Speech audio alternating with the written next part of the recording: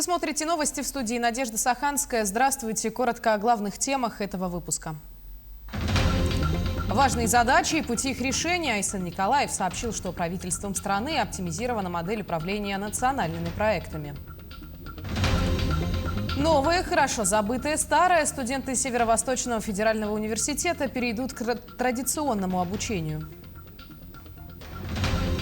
Встреча с результативным итогом. Якутская «Заря» одержала победу над Саратовской «Волгой».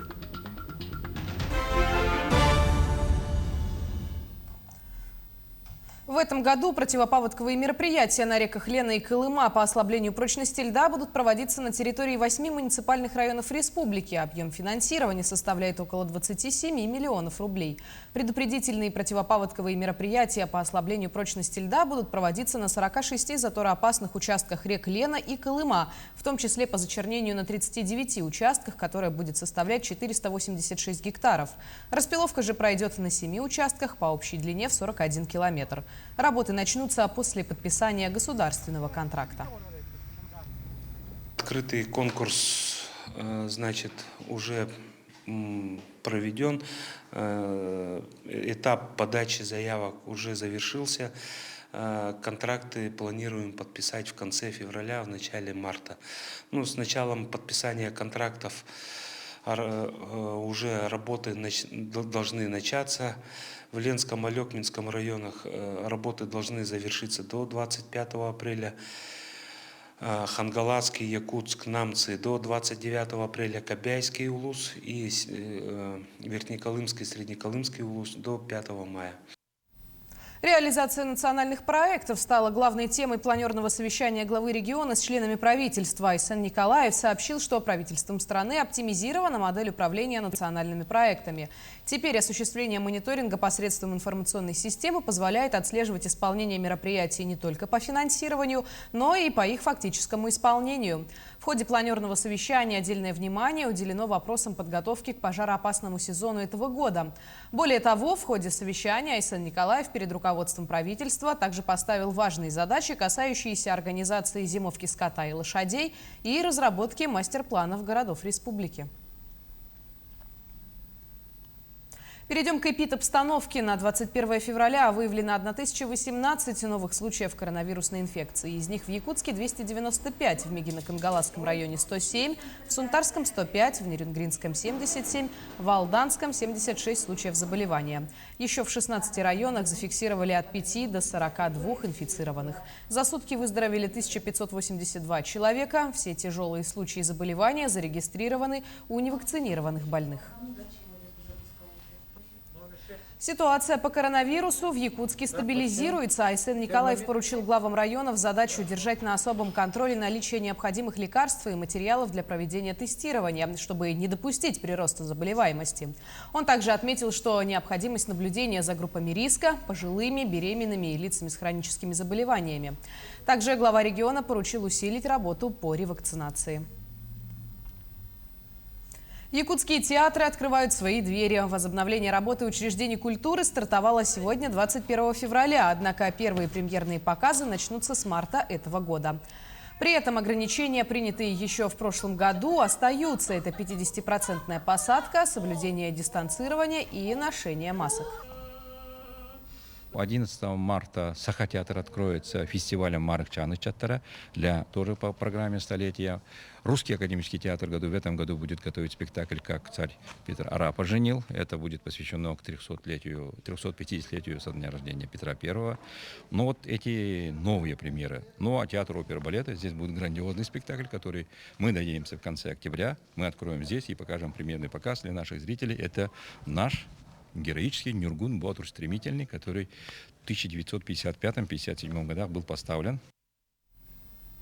С 1 марта обучающиеся Северо-Восточного федерального университета перейдут к традиционному обучению. Данное распоряжение не коснулось учащихся медицинского института. Обучающиеся же по гуманитарным направлениям выйдут частично. Напомним, что студенты перешли на дистанционную форму обучения с 24 января. Обучающиеся же всех курсов заочной формы продолжат обучение в дистанционном формате. По какому-то направлению первокурсники, где-то выпускные курсы. Это выбирает само учебное подразделение, определяет.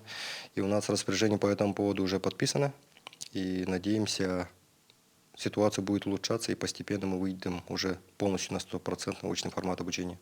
Будем заселять при наличии отрицательного ПЦР-теста каждого студента, который будет заселяться, мы будем уже брать анализы, и по итогам этого уже будем заселять.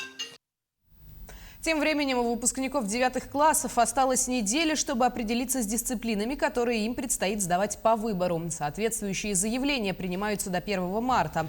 В этом учебном году в Алданском районе аттестаты о среднем образовании получат 466 девятиклассников. Ожидается, что государственная итоговая аттестация в этом году будет проходить в дековидном режиме.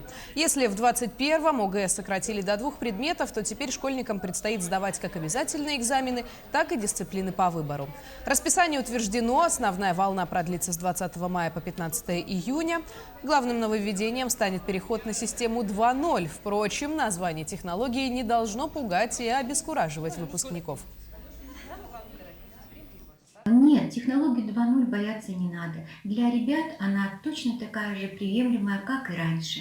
Но это большую должность, большее значение имеет для, конечно, организаторов аудитории. Потому что прием контрольно-измерительных материалов и распечатывание будет проходить у нас непосредственно в аудитории. А сами материалы будут сканироваться непосредственно в штабе. Поэтому для ребят здесь никакой боязни, трудностей нет. Евгений Касперский прибыл в Якутск. Программист с мировым именем во второй раз посетил республику в рамках поездки по трассе Колыма из Магадана через столицу Аймикон в столицу региона. Вместе с большой командой Касперский преодолел тысячи километров, чтобы насладиться красотами Крайнего Севера, привлечь внимание путешественников и общественности к туризму в наших краях. Сегодня в Жатае делегация осмотрела судостроительно-судоремонтный завод и увидела выморозку судна, что совершенно непривычно для жителей центральных районов страны. После делегатов сопроводили на строящуюся Жатайскую судоверфь. Предприятие будет работать на совершенно новых цифровых системах. И специалисты команды Касперского даже предложили сотрудничество в сфере обеспечивания информационной безопасности. Но на самом деле мы здесь по другой причине, потому что вот эта красота, холод и вот эти бесконечные просторы по дороге от Магадана до Якутска. Вообще, я считаю, что это одна из самых интересных, самых волшебных, самых красивых дорог в мире. И я считаю, у меня такое мнение на полном серьезе, что это один из очень таких перспективных туристических маршрутов, и что будет туристический трафик здесь в будущем. Пандемия наносит удар на все сферы деятельности, а в предпринимательскую в первую очередь. Начинать свой бизнес и так задача сложная, а в эти непростые времена тем более. Но в этом могут помочь и в бизнес-инкубаторе. В минувшие выходные впервые за долгое время карантинов в Ленске прошел семинар для начинающих предпринимателей. Анна Кожевникова побывала на этой встрече. С чего начать свой бизнес, какие ошибки чаще всего допускают новички, какими знаниями необходимо вооружиться, чтобы не прогореть. Ответы на эти вопросы дают акулы бизнеса, люди, знающие всю кухню изнутри. На базе бизнес-инкубатора прошел семинар для начинающих предпринимателей. Рассказываем об азах предпринимательства, на что стоит акцентировать внимание начинающим предпринимателям, как избежать каких-то ошибок, которые делают на старте большинство людей. Вот. Семинар проходит уже второй год традиционно. Я думаю, это будет традиционное мероприятие. Мастер-классы провели известные бизнесмены Ленского района Елизавета Колотюк и Юрий Ильин. Все их проекты были когда-то стартапами, и если они набирали свой опыт методом проб и ошибок, то сегодня начинающим предпринимателям они могут дать те нужные советы, руководствуясь которыми будет легче и без лишних потерь построить собственный бизнес. Для того, чтобы бизнес стал успешным, миссия должна быть обязательно. То есть мы на сайтах крупных компаний, иногда в разделах о нас можем увидеть там описание миссии. Например, Макдональдс в свое время они захотели накормить весь мир бургерами. У них получилось, как вы думаете, да? Я думаю, что получилось. Адресаты же семинара дали высокую оценку. Мастер-классом каждый почерпнул для себя нужную информацию, которая наверняка найдет применение в ближайшем будущем. На стадии даже не только полезно для начинания, а в процессе это же предприниматель – это тот, кто непрерывно развивается. Вот. И для этого такие семинары очень полезны. Сегодня подчеркнул именно опыт Елизаветы, и я понял, что мне нужно некоторые процессы изменить в своей деятельности. Начинающие предприниматели также могут всегда обратиться в частном порядке в бизнес-инкубатор. Ведь именно здесь им окажут необходимую на первых порах поддержку. Это как юридическое сопровождение, так и льготные условия аренды помещений. Анна Кожевникова, Виталий Андреев, Ленск. И в заключении якутская «Заря» одержала победу над саратовской «Волгой» в гостевом матче 20-го тура чемпионата России по мини-футболу среди команд высшей лиги. Встреча завершилась со счетом 2-0. Результативными ударами отметились Адам Габибов и Максим Юсупов. Для якутян эта победа стала 8-й в текущем сезоне. В данный момент они идут на 6-й строке турнирной таблицы западного дивизиона, набрав 29 очков. В следующем туре «Заря» сыграет с дублем «Газпром Югры». Матч пройдет 25 февраля. А мы возвращаемся в наш матч. Юсупов отличные моменты удваивает он преимущество Зари. На этом пока вся информация о развитии событий смотрите в наших следующих выпусках. До встречи в эфире.